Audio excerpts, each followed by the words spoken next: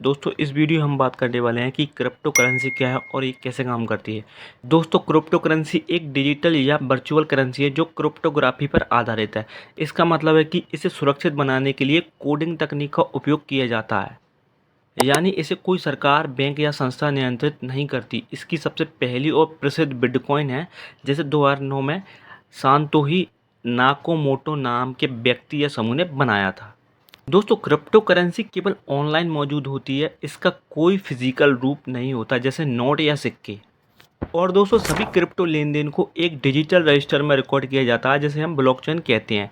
ये public leader होता है, जिसे हम ट्रांजैक्शन का डेटा ब्लॉकों में सुरक्षित रखा होता है।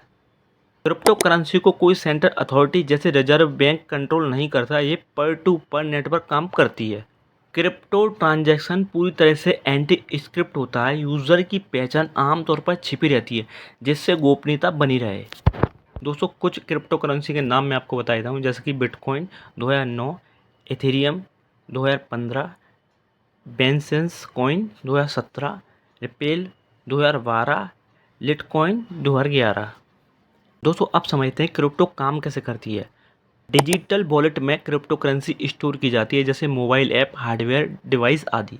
कुछ क्रिप्टो करेंसी नई करेंसी बनाने और ट्रांजैक्शन वेरीफाई करने के लिए माइनिंग प्रक्रिया का उपयोग करती हैं। आप किसी को क्रिप्टो भेज सकते हैं, जैसे किसी को यूपीआई से पैसे भेजना है। अब दोस्तों सबसे इम्पोर्टेंट टॉपिक के बारे में बात करते हैं हम, इसके फ़ायदे और नुकसान। सबसे पहले मैं आपको इसके फ़ायदे बता दूं। ट्रांजैक्शन तेज़ और सस्ते हो सकते हैं, इंटरनेशनल ट्रांजैक्शन में आसानी हो सकती है, कोई मध्यम संस्था इसको हैंडल नहीं करती।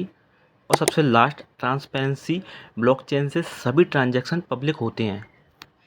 दोस्तों इसके नुकसान के बारे में बात कर लें। अत्यधिक उतार चढ़ाव होते हैं, कानूनी स्थिति स्पष्ट नहीं है, भारत सहित कई देशों में यह लीगल नहीं मानी जाती, फ्रॉड और हैकिंग भी संभावना होती है, निवेशकों को बहुत नुकसान की आशंका भी हो सकती है। भारत में क्रिप्टो की स्थिति क्या है, मैं आपको यही बता देता हूँ। भारत में क्रिप्टो करेंसी लीगल है लेकिन रेगुलेटेड नहीं है। सरकार ने डिजिटल करेंसी सीबीडीसी भी लॉन्च की है, जिसे ई रुपया कहते हैं। अगर दोस्तों आप इंडिया में क्रिप्टो से पैसे कमा लेते हो तो 30% तक टैक्स लग सकता है।